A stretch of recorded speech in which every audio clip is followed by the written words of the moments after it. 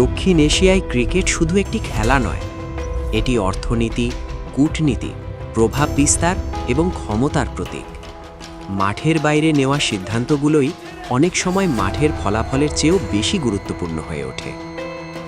এই ডকুমেন্টারিতে আমরা বিশ্লেষণ করব ক্রিকেট কিভাবে একটি খেলাধুলার বিষয় থেকে একটি জিওপলিটিক্যাল শক্তির হাতিয়ারে পরিণত হয়েছে।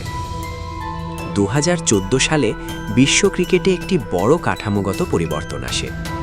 আইসিসি তথাকথিত বিগ 3 মডেল চালু করে। এর মাধ্যমে ভারত, ইংল্যান্ড ও অস্ট্রেলিয়া অতিরিক্ত আর্থিক ও নীতি নির্ধারণ ক্ষমতা পায়। এই পরিবর্তনের কেন্দ্রে ছিল ভারতের ক্রিকেট বোর্ড বিসিসিআই, যা বিশ্বের সবচেয়ে ধনী ক্রিকেট সংস্থা। অর্থনৈতিক নিয়ন্ত্রণ যেখানে যায়, নীতি নির্ধারণের ক্ষমতাও সেখানেই কেন্দ্রীভূত হয়। 2015 সালে বাংলাদেশের AHM Mustafa Kamal ICC president হিসেবে দায়িত্ব পালন করছিলেন। নিয়ম অনুযায়ী বিশ্বকাপ বিজয়ী দলের হাতে ট্রফি তুলে দেওয়ার কথা ছিল আইসিসি প্রেসিডেন্টের। কিন্তু অস্ট্রেলিয়া বিশ্বকাপ জয় করার পর মুস্তফা কামালকে সেই দায়িত্ব পালন করতে দেওয়া হয়নি। তৎকালীন আইসিসি চেয়ারম্যান এন শ্রীনিবাসনের প্রভাবেই এই সিদ্ধান্ত নেওয়া হয় বলে আন্তর্জাতিক গণমাধ্যমে রিপোর্ট হয়। এই ঘটনাটি ছিল কেবল প্রোটোকল সংক্রান্ত নয়, এটি ছিল ক্ষমতার প্রকাশ্য প্রদর্শন। এই ঘটনার কয়েক মাসের মধ্যেই মুস্তফা কামাল প্রতিবাদ জানিয়ে পদত্যাগ করেন। বাংলাদেশ টেস্ট স্ট্যাটাস পায় 2000 সালে। প্রথম টেস্ট খেলে ভারতের বিপক্ষে বাংলাদেশের মাটিতে। কিন্তু এরপর দীর্ঘ 17 বছর বাংলাদেশকে ভারতে টেস্ট খেলার সুযোগ দেওয়া হয়নি। অবশেষে 2017 সালে বাংলাদেশ প্রথমবার ভারতের মাটিতে টেস্ট খেলার সুযোগ পায়। আন্তর্জাতিক ক্রীড়া কূটনীতিতে হোস্টিং শুধু আয়োজনের বিষয় নয়, এটি মর্যাদা, স্বীকৃতি এবং রাজনৈতিক অবস্থানের প্রতীক। আইপিএল বিশ্ব ক্রিকেটের অর্থনৈতিক মানচিত্র বদলে দেয়।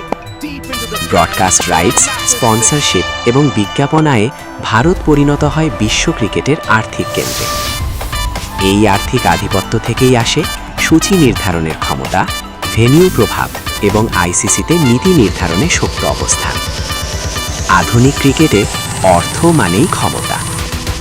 সাম্প্রতিক সময়ে এই ক্ষমতার দ্বন্দ্ব আরও স্পষ্ট হয়ে ওঠে। মুস্তাফিজুর রহমানকে ঘিরে আইপিএল ইস্যুর পর বাংলাদেশ সরকার আইপিএল সম্প্রচারে বিধিনিষেধ আরোপ করে। একই সময়ে বাংলাদেশ ভারতে বিশ্বকাপ ম্যাচ আয়োজন নিয়ে আপত্তি তোলে। এটি ছিল একটি স্পষ্ট কূটনৈতিক বার্তা। ছোট বোর্ডগুলোও এখন নিজেদের অবস্থান প্রকাশ করতে শুরু করেছে। এই গল্পটি কেবল ক্রিকেটের নয়, এটি ক্ষমতা, বৈষম্য এবং মর্যাদার লড়াইয়ের গল্প। প্রশ্ন এখন একটাই, ছোট দেশগুলো কি চিরকাল এই ক্ষমতার কাঠামো মেনে নেবে, নাকি তারা নিজেদের অবস্থান নতুনভাবে প্রতিষ্ঠা করবে? ক্রিকেট হলো আয়না, ক্ষমতাই আসল খেলা। প্রিয় দর্শক এবং দেশবাসী, আমি একজন দেশপ্রেমিক হিসাবে এবং ক্রিকেট প্রেমিক হিসাবে এই খেলাটাকে বিবেচনা নয়, সম্মানের প্রতীক হিসেবে দেখতে চাই। কিন্তু সম্মান তখনই টিকে থাকে যখন সব দেশকে সমান চোখে দেখা হয়।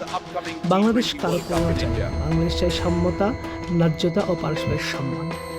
বাংলাদেশ ক্রিকেট বিশ্বে মাথা উঁচু করে দাঁড়িয়েছে তার পরিশ্রম, মেধা এবং খেলোয়াড়দের পারফরমেন্সের কারণে, কারো দয়া নেই।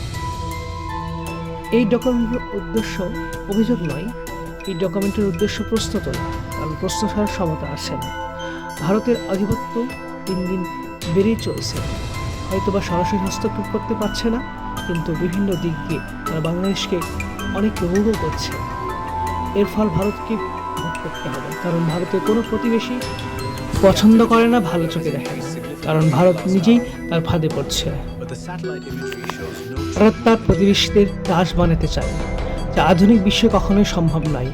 আজ ভারতের সম্মান কুড়িয়ে দিতে হবে, সকলকে একত্রিত হয়ে, সারা বিশ্বকে একত্রিত হয়ে এ কামনায় ব্যক্ত করছি আজকের এই ভিডিও। আল্লাহ হাফেজ।